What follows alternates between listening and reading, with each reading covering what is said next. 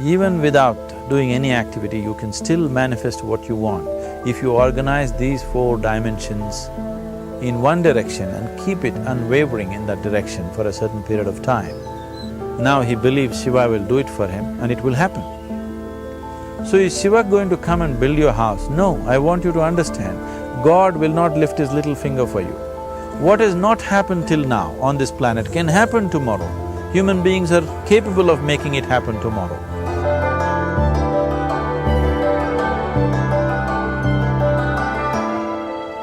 Everything we as human beings have created on this planet was essentially first created in our minds.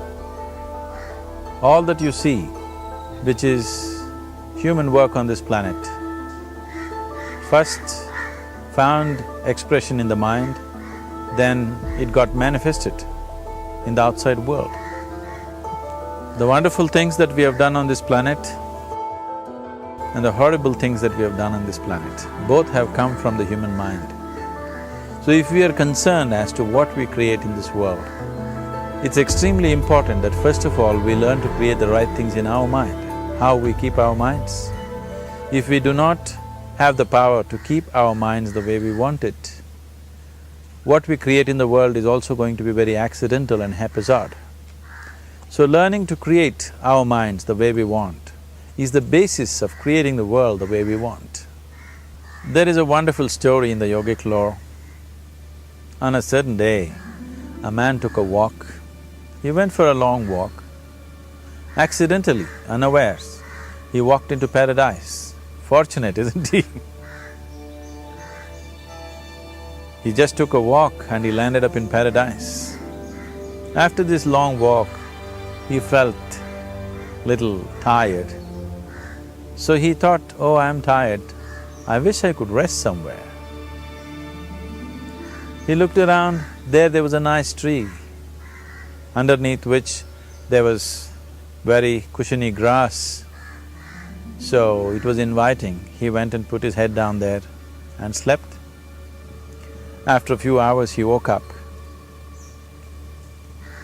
well rested, and he thought, oh, I'm well rested, but I'm feeling hungry, I wish I had something to eat.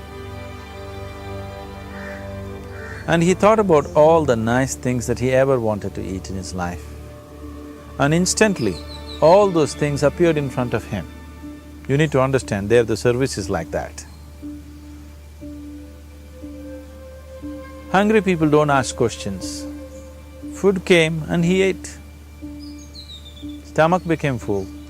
Then he thought, oh, my stomach is full, I wish I had something to drink. All the nice things that he ever wanted to drink, he thought about it and all of them just appeared in front of him. Drinking people also don't ask questions, so he drank.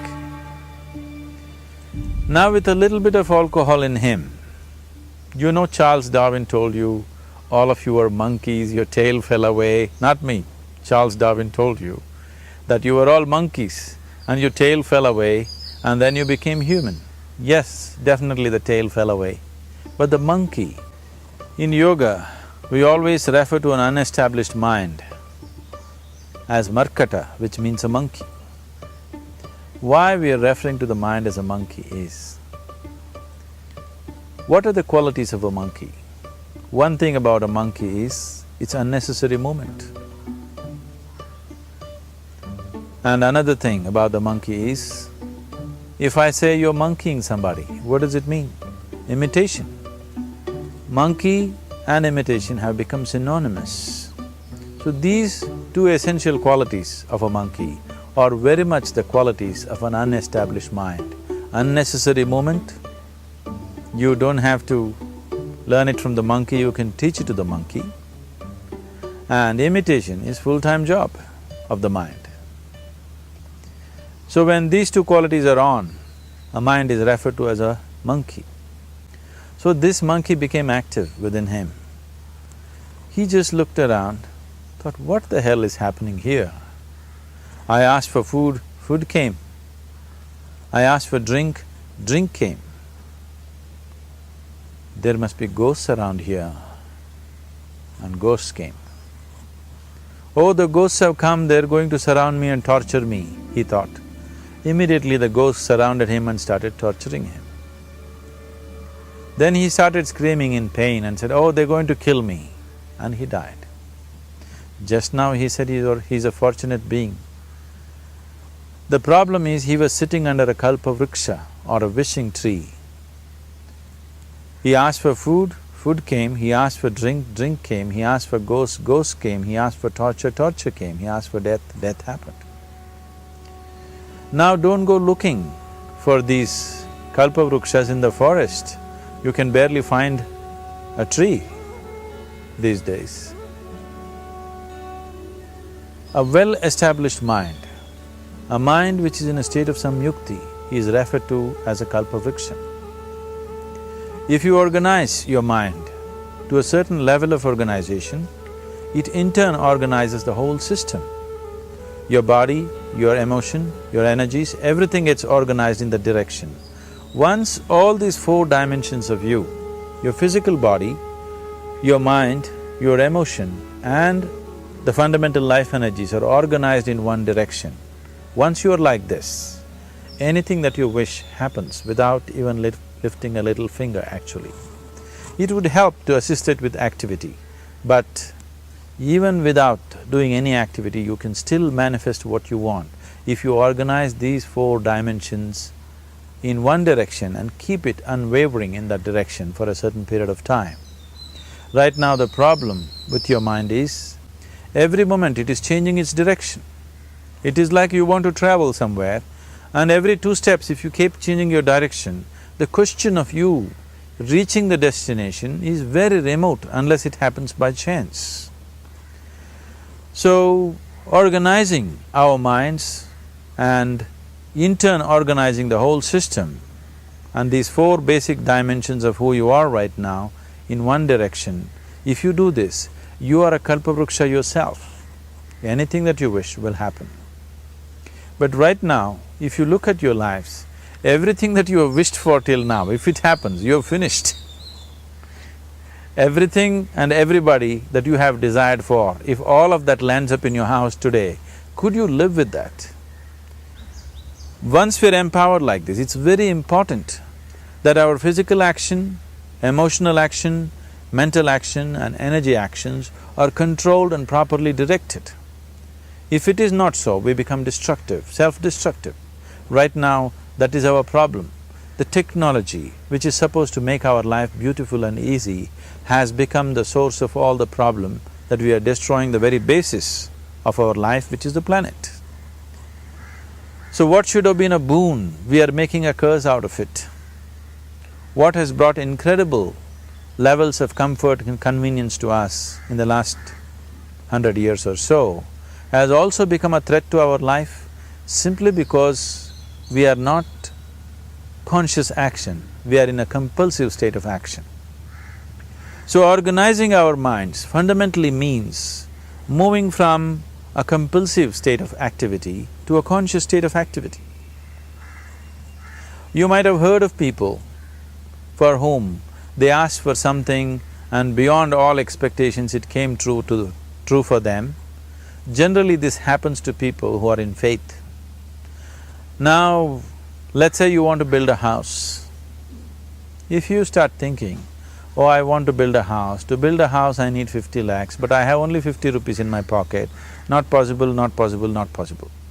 The moment you say not possible, you are also saying I don't want it. So on one level, you're creating a desire that you want something, on another level, you're saying I don't want it. So in this conflict, it may not happen. Someone who has some faith in a god or in a temple or whatever, who is simple-minded, faith works only for those people who are simple-minded.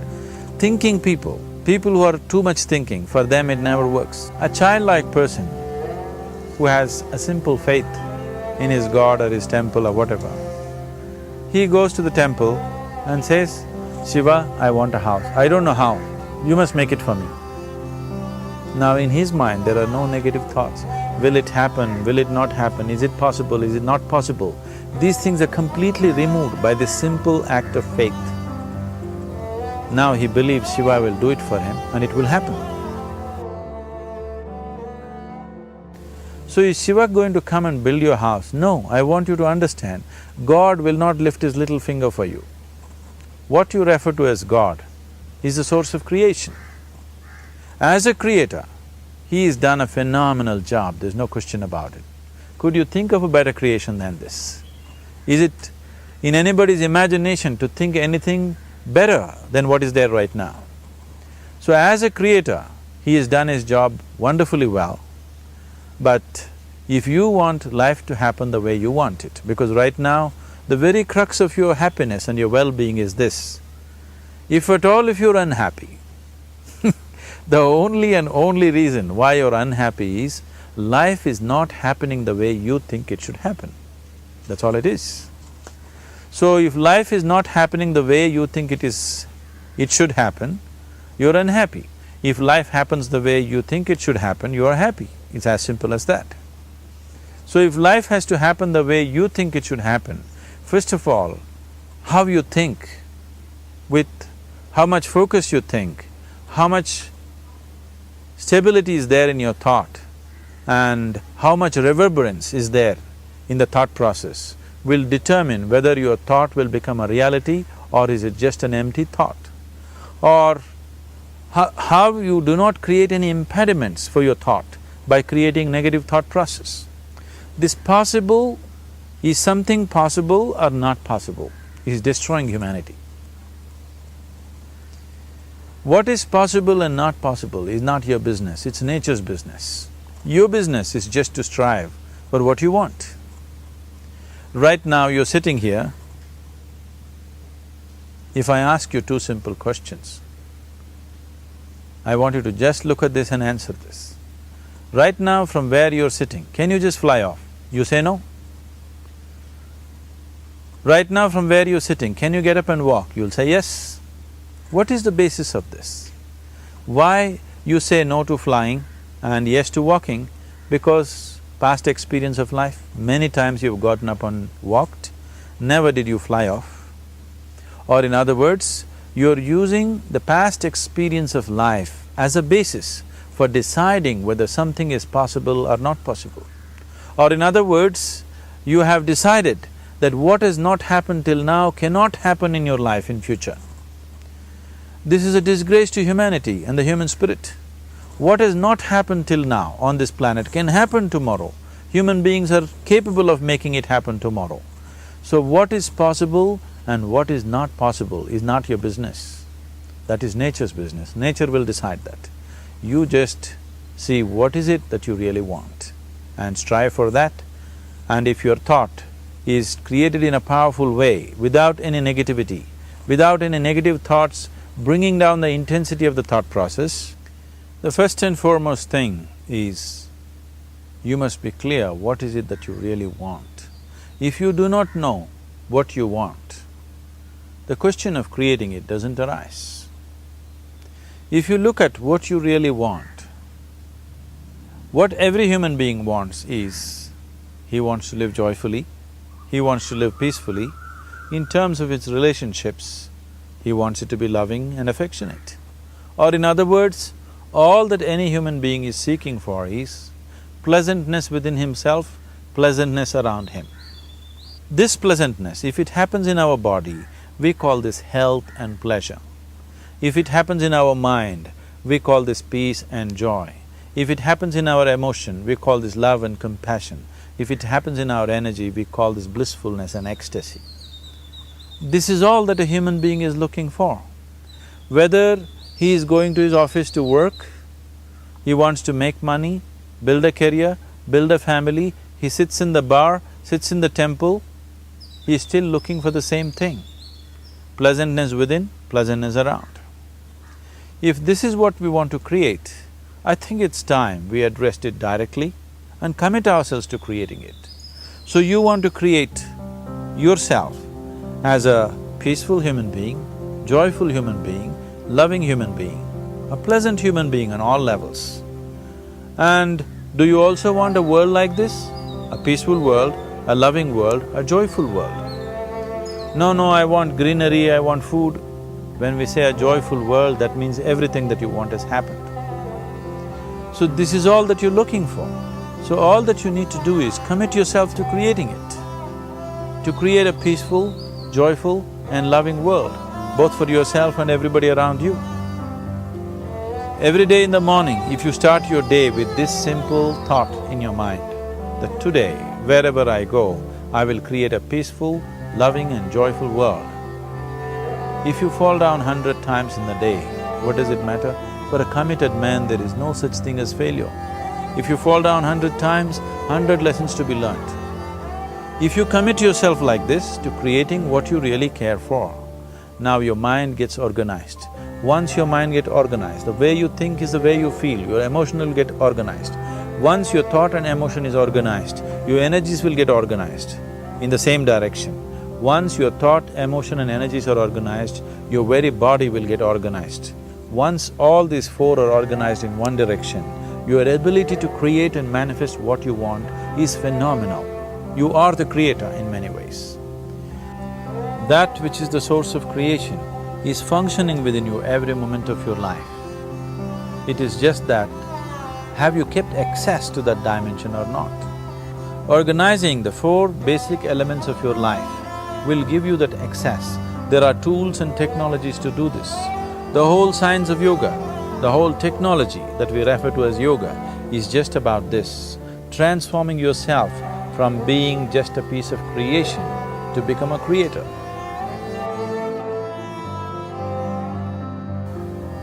It is my wish and my blessing that every human being in this world should have this access to the source of creation within himself so that he can function here as a creator, not just as a piece of creation.